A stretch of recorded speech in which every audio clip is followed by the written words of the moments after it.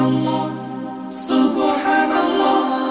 সফর সফর শহর শহর রোজানা রোজানা সময় কখন কোথায় দাঁড়ায় অজানা অজানা।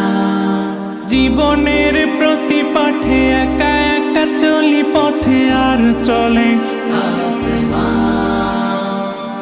আসমানি রঙে ডুবে অনুরাগে অনুভবে খুঁজে পাই সুবহানাল্লাহ ওয়ালহামদুলিল্লাহ ওয়ালা ইলাহা